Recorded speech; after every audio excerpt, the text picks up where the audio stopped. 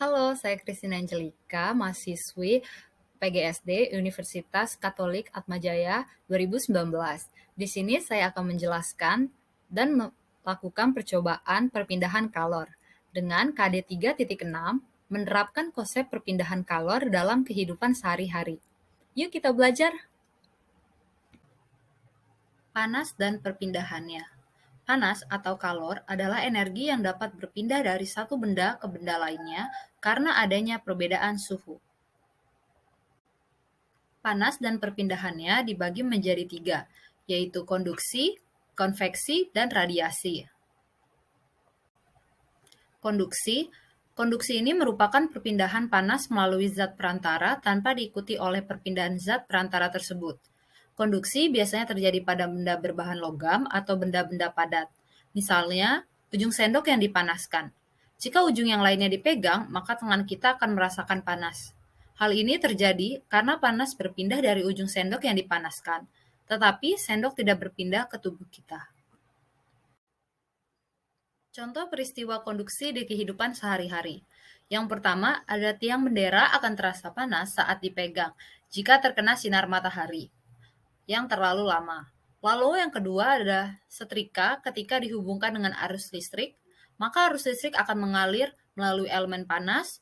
Panas dari elemen akan pindah ke bagian alas besi setrika yang tebal.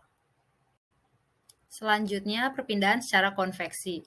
Konveksi merupakan perpindahan panas melalui zat perantara dengan diikuti oleh perpindahan zat perantara tersebut.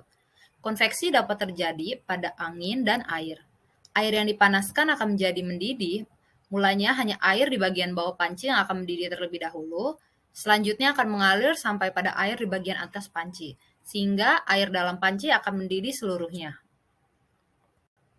Ini adalah contoh peristiwa konveksi di kehidupan sehari-hari. Ada angin darat dan angin laut. Terjadinya angin darat dan angin laut dapat dimanfaatkan nelayan untuk mencari ikan.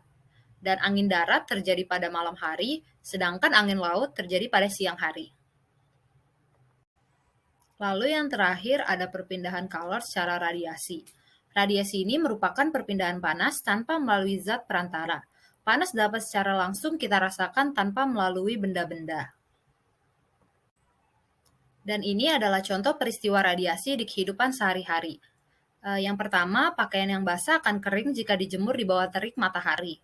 Lalu, nelayan dapat menjemur ikan di bawah terik panas matahari. Setelah memahami materi tersebut, mari kita melakukan percobaan perpindahan kalor sebagai berikut. Sebelum melakukan percobaan, ini adalah alat dan bahan yang perlu disiapkan. Yang pertama ada lilin, lalu sendok, korek api, dan juga mentega. Oke, bahan yang diperlukan yaitu lilin, sendok, dan juga sedikit mentega. Sebelumnya kita akan menyalakan lilin terlebih dahulu. Dalam menyalakan lilin, sebaiknya berhati-hati karena api cukup panas.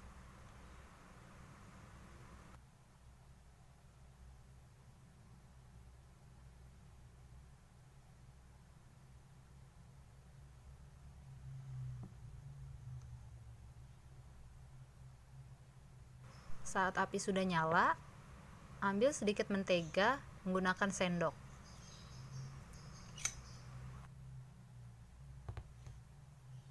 Sebelumnya, karena sendok ini terbuat dari logam sehingga ia menghantarkan panas, jadi kita memerlukan kain untuk melindungi tangan kita dari hantaran panas.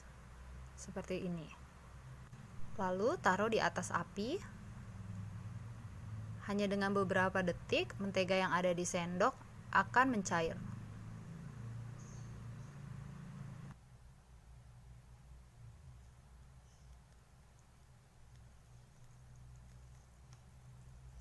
Seperti yang bisa kalian lihat, mentega yang tadinya bentuknya padat sudah mencair. Itulah yang disebut perubahan konduksi. Percobaan kedua, dekatkan kedua telapak tangan kalian kepada lilin yang sedang menyala. Dalam beberapa detik kalian akan merasakan panas pada telapak tangan kalian. Peristiwa ini disebut radiasi.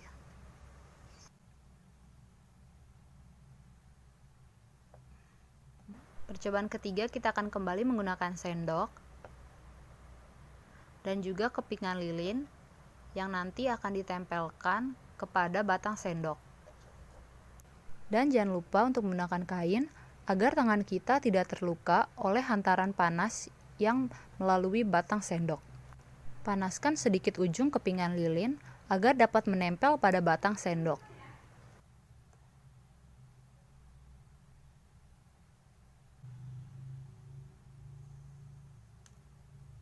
Setelah kepingan lilin sudah menempel di batang sendok, dekatkan ujung batang sendok dengan lilin yang menyala.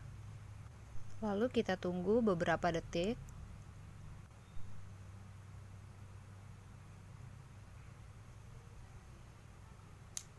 Dan bisa kita lihat bahwa kepingan yang tadi menempel di batang sendok meleleh dan terjatuh. Peristiwa ini disebut konveksi karena adanya perpindahan melalui zat perantara yaitu sendok.